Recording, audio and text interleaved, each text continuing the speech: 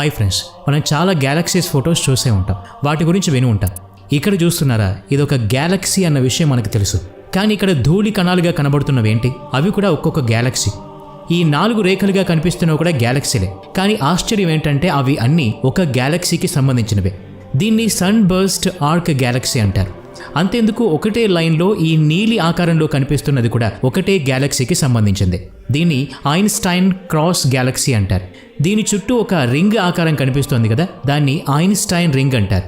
ఈ మూడింటిలో గ్యాలక్సీ ఇలా రకరకాలుగా ఉండటానికి కారణం ఏంటి? దీనికి కారణం ఏంటో తెలుసుకోవాలి అంటే ఈ వీడియోని చివరి వరకు చూడాల్సిందే. ఆది మానవులుగా పిలుచుకునే మన పూర్వీకులు గుహల్లో ఉండేవారని మనకు తెలుసు. ఒకసారి ఆ గుహలో వారు కూర్చున్నప్పుడు అక్కడ ఉన్న చిన్న రంధ్రంలో నుంచి లోపలికి వెలుతురు ప్రసరించింది. అది కోన్ ఆకారంలో తలకిందులుగా నిటారుగా లోపలికి వస్తోంది అని తెలుసుకున్నారు. అయితే అది ఎక్కడి నుంచి వస్తోంది, ఎలా వస్తోంది అనే విషయాన్ని కనిపెట్టలేకపోయారు. బయట ప్రపంచం ఇలా తలకిందులుగా ఉందని వారు భావించారు. బయటకు వెళ్లి చూసిన వాళ్లకి గుహకి పడిన రంధ్రం కారణంగా అందులోంచి ప్రసరించిన కాంతి గుహ లోపలికి ప్రసరించడం వల్ల తలకిందులుగా ఈ వెలుగు ఉంది అని తేల్చుకున్నారు. అందుకు కారణాలు సైన్స్ వారికి తెలియదు. దాదాపు ఇలాంటివి ప్రతిరోజు వారు గమనిస్తూనే ఉన్నారు. రాత్రిపూట వాళ్ళు వేటాడడానికి వెళ్ళినప్పుడు కొన్ని రకాల కీటకాలు గాల్లో ఎగురుతూ మెరుస్తూ ఉండడాన్ని కూడా గమనించారు. గుహకి కన్నం పడ్డప్పుడు వచ్చిన వెలుతురు కూడా వాళ్ళకి ఇలాగే తోచింది. ఇలా కొంతకాలం గడిచింది. ఆ తర్వాత గ్రీకు నాగరికత వెలుగులోకి వచ్చింది. వారు మానవుడి కళ్లల్లో ఒక జ్యోతి ఉంటుందని, దానివల్లే ప్రపంచమంతా కాంతివంతంగా కనిపిస్తుంది అని భావించారు. వినడానికి ఆశ్చర్యంగా ఉన్నా ఇది నిజం. 450 BCEలో గ్రీకు తత్వవేత్త ఎంపిడోక్లిస్ ప్రజల నమ్మకం ఆధారంగా ఒక వివరణ ఇచ్చారు. గ్రీకు ప్రేమదేవత అయిన అఫ్రిడిస్ మానవుని సృష్టించినప్పుడే వాళ్ల కళ్లల్లో కొన్ని వత్తులు వేసి సృష్టించారని, అవి ఏ వస్తువును, జంతువును, మనిషిని అయినా ప్రేమగా చూసినప్పుడు వెలుగుతాయని, ఆ వెలుగుతోనే మనుషులు ప్రపంచాన్ని చూస్తారని చెప్పారు. ఈ పురాతన సిద్ధాంతాలన్నీ ఇప్పుడు మనం నేర్చుకున్న సిద్ధాంతాలకు దాదాపు కొన్ని వేల కాంతి సంవత్సరాల దూరంలో ఉన్నాయి. అయితే కాలం గడుస్తున్న కొద్దీ ఈ సిద్ధాంతానికి ఒక తెర పడింది. అది కూడా ఒక ఖైదీ వల్ల, పిచ్చి ఖైదీగా ప్రజలతో పిలువబడ్డ అతని వల్ల. ఇప్పటికీ కొన్ని వేల సంవత్సరాల క్రితం, అంటే 996 AD కాలంలో అప్పటి ఇస్లాం నాయకుడు ఖలీఫా అల్ అజీజ్ మరణించిన తర్వాత తన కుమారుడు 11 సంవత్సరాల బాలకుడైన అల్ హకీం కైరో గద్దెను అధిష్ఠించాడు. అతను చాలా క్రూరుడు. అతన్ని చూసి ఒక కుక్క కైరో నగరంలో మొరిగిందని మొత్తం నగరంలోని కుక్కలన్నింటినీ ఊచకోత కోయించాడు. అంతటి అమానుష స్వభావం అతనిది. అప్పటి శాస్త్రవేత్తలందరూ అతని కింద పనిచేసిన వారే. ఇబ్న్ అల్ హతియా అల్ హజీన్ వారిలో ఒకడు. ఇతనే ఫాదర్ ఆఫ్ మోడర్న్ ఆప్టిక్స్. ఒకసారి అల్ హసీన్ అల్ కరీం దగ్గర ఒక ప్రస్తావన తీసుకొచ్చాడు. కైరో నదికి వంత నిర్మించడం ద్వారా నదిలోని నీటిని రెగ్యులేట్ చేయొచ్చు అని. ఇది అందరికీ నచ్చింది. అయితే నది దగ్గరికి వెళ్లి వంత నిర్మించడానికి ప్లాన్ చేస్తూ ఉండగా అతనికి అర్థమైన విషయం, నైల్ నది ప్రవాహం చాలా ఎక్కువగా ఉంది. దాని మీద వంత నిర్మించడం అంటే ప్రాణాల్ని పణంగా పెట్టడమే. కానీ ఈ విషయాన్ని అల్ హకీంకి ఎలా చెప్పాలి? చెప్తే ఇంకేమైనా ఉందా, ఏకంగా ప్రాణాలు తీసేస్తాడు అన్న భయం అందరిలో ఉంది. కానీ చాకచక్యంగా ఈ విషయాన్ని, తన ఓటమిని రాజు దగ్గర ఒప్పుకున్నాడు. అందరూ అతనికి పిచ్చి పట్టిందేమో అనుకున్నారు. పిచ్చివాడితో మాటలు అనవసరం అనుకున్నాడేమో. అల్ హకీం అల్ అజీంను ప్రాణాలతో అయితే వదిలిపెట్టాడు, కానీ అతని దగ్గరే ఒక గదిలో బంధించాడు. ఆశ్చర్యకరమైన విషయం ఏంటంటే, మనం నమ్మినా నమ్మకపోయినా ఒక రాజు చేసిన ఈ పని వల్ల ఈరోజు లెన్సింగ్ అనే పద్ధతి ఇంత ఊపందుకొని చరిత్ర సృష్టించింది. అల్ హసీన్ ఒక శాస్త్రవేత్త. ఎక్కడ ఉన్నా అతని కళ్ళు దేనికోసం వెతుకుతూనే ఉంటాయి. అతన్ని బంధించిన గదిలో నుంచి బయటకు చూసినప్పుడు ఆకాశంలో చాలా అద్భుతాలు ఉన్నాయని గమనించాడు. గ్రహణ సమయంలో సూర్యుడు, చంద్రుడు ఒకే దారిలో వచ్చినప్పుడు భూమిపై చీకటి అలుముకుంటుంది అని మొట్టమొదటిగా కనుక్కున్నవాడు ఇతను. ఇదే ఆలోచన అతన్ని ఇంకా ఆలోచింపజేసింది. మనిషి కంటికి వెలుతురు సోకినప్పుడు కంటి పైభాగం నుంచి అది పరావర్తనం చెందుతుంది, లోపలికి వెళ్ళలేదు. అయితే వారి పూర్వీకులు ఇందుకు భిన్నంగా ఆలోచించారు అని ఇంతకుముందు మనం చెప్పుకున్నాం. వారి ఆలోచన ప్రకారం కాంతి జంతువులు లేదా మానవుల కళ్ళ లోపల నుంచి వెలిగే జ్యోతి ద్వారా బయటకు వస్తుంది, దానివల్లే ప్రపంచాన్ని చూస్తున్నాము అని. కానీ అల్ హజీం యొక్క ఈ ఆలోచన అన్నిటికీ భిన్నం. తాను అనుకున్న దాన్ని నిరూపించడం కోసం అతను ఉన్న గదిలో ఒక లాంతర్ పెట్టి దానికి చుట్టూరా కొన్ని వస్తువులు పెట్టి ఆ వస్తువుల మీద కాంతి ఎలా పడుతుంది అన్నది గమనించాడు. లాంతర్కి ఎదురుగా ఏదైనా వస్తువు పెట్టినప్పుడు ఆ వెలుగు నీడగా ప్రసరించడం గమనించాడు. అదే ఆ వస్తువు కుడివైపున పెట్టినప్పుడు నీడ ఎడం వైపు పట్టం, ఆ వస్తువు ఎదురుగా ఉన్నప్పుడు ఆ నీడ వెనక వైపు పట్టం గమనించాడు. అలా అల్ హజీర్ మొట్టమొదటిసారిగా ప్రపంచానికి లైట్ స్ట్రెయిట్ లైన్లోనే ప్రసరిస్తుంది అని తెలియజేసిన వ్యక్తి అయ్యాడు.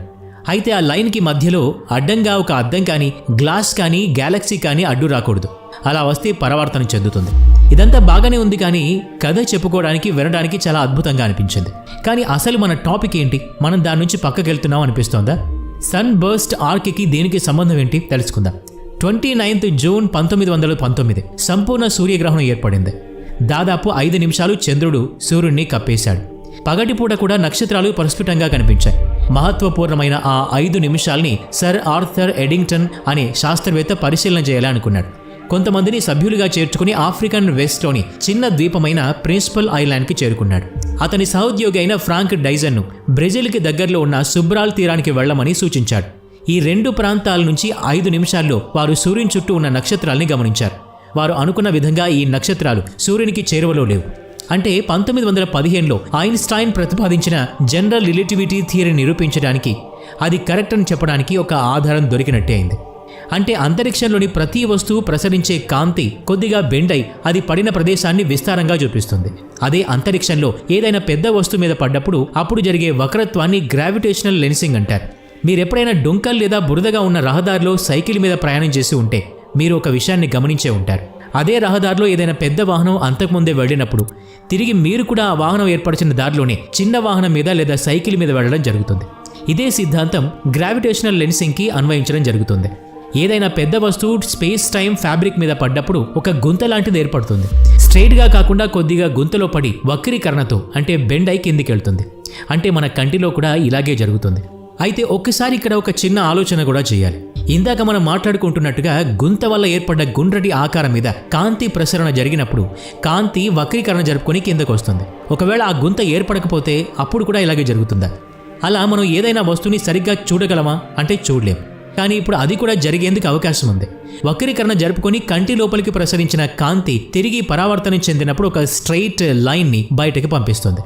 అదే మనం చూడగలం. దానివల్లే ముందు మనం చెప్పుకున్న 3 గ్యాలక్సీస్ వివిధ రూపాల్లో దర్శనమివ్వడం జరిగింది. అయితే వీటిలో కూడా చాలా తేడాలుంటాయి. ఐన్స్టైన్ రింగ్, మధ్యలో ఉన్న వస్తువు, మన కన్ను, ఈ 3 మీద ప్రసరించిన కాంతి రేఖల్లో ఒకటి స్ట్రైట్ లైన్గా మరొక 2 వక్రీకరణ జరుపుకున్న విధంగా ప్రసరించడం వల్ల సరైన రీతిలో ఒకే పరిణామంలో అంతే కాంతి ప్రసరిస్తుంది. ఒకవేళ ఇందులో 10-20 కాంతి రేఖలు ఉన్నట్టయితే ఆర్క్ ఏర్పడటం జరుగుతుంది. అలా కాకుండా 4 వైపుల నుంచి ఒకే రకమైన కాంతి ప్రసరిస్తే ఐన్స్టైన్ క్రాస్ ఏర్పడుతుంది. అదృష్టవశాత్తు మనం తీరిగ్గా కూర్చొని వీటిని డికోడ్ చేయవలసిన పని ఇప్పుడైతే లేదు. సన్ బర్స్ట్ ఆర్క్ లాంటి ఖగోళ పరివర్తనలను కూడా సరైన రీతిలో మార్చి మనకు అందించగల టెక్నాలజీ ఇప్పుడు ఎక్కువగానే ఉంది. సన్ బర్స్ట్ ఆర్క్ మనకి 11 బిలియన్ కాంతి సంవత్సరాల దూరంలో ఉంది అని ఇప్పుడు టెక్నాలజీ ద్వారానే తెలుసుకున్నాం. అయితే నిజానికి 4.6 బిలియన్ కాంతి సంవత్సరాల దూరంలో ఉన్న ఒక గ్యాలక్సీ క్లస్టర్ వల్ల యూ ఆర్క్ లాగా కనిపిస్తుంది. అంతరిక్షంలో సహజంగా ఏర్పడ్డ ఇటువంటి మ్యాగ్నిఫైయింగ్ లెన్స్ ఇంత శక్తివంతంగా ఉన్నప్పుడు సూర్యుడు కూడా గ్రావిటేషనల్ లెన్సింగ్కి కారకుడే కదా అని ఆలోచిస్తున్నారా? మరి అది ఉపయోగించుకుని మన శాస్త్రవేత్తలు ఇతర అంతరిక్ష వస్తువుల్ని లేదా సెలెస్టియల్ బాడీస్ని ఎందుకు పరిశీలన చేయటం లేదు? ఒకసారి ఆలోచించండి. సాధారణంగా మ్యాగ్నిఫైయింగ్ లెన్స్ కొద్ది దూరంలో ఉన్న వస్తువుల్ని మాత్రమే పెద్దగా చేసి లేదా జూమ్ చేసి చూపించగలదు. ఇక ఇప్పుడు సూర్యుడి విషయం మాట్లాడుకుంటే సూర్యుడికి ప్లూటోకి ఉన్న దూరం కన్నా ఈ ఫోకల్ డిస్టెన్సింగ్ 14 రెట్లు ఎక్కువగా ఉంటుంది. అంటే సూర్యుడిని శక్తివంతమైన మ్యాగ్నిఫైయింగ్ లెన్స్గా మార్చాలి అంటే మన టెలిస్కోప్ని అంత దూరం పంపించవలసి ఉంటుంది. ఇప్పటికీ మానవుడు చేసిన వోయేజర్ 1 ప్రోబ్ గత 45 సంవత్సరాల్లో నిరంతరంగా ప్రయాణించినా కూడా సూర్యుడికి ప్లూటోకి మధ్య దూరాన్ని కేవలం 4 మాత్రమే చేరుకోగలిగింది.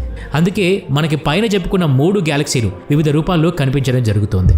ఈ వీడియో నచ్చినట్లయితే లైక్ చేయండి, షేర్ చేయండి. ఇలాంటి మరిన్ని వీడియోస్ కోసం ఈ ఛానల్కి సబ్స్క్రైబ్ చేసుకొని బెల్ ఐకాన్ మీద క్లిక్ చేయండి. నెక్స్ట్ వీడియోలో మళ్ళీ కలుద్దాం. Thanks for watching.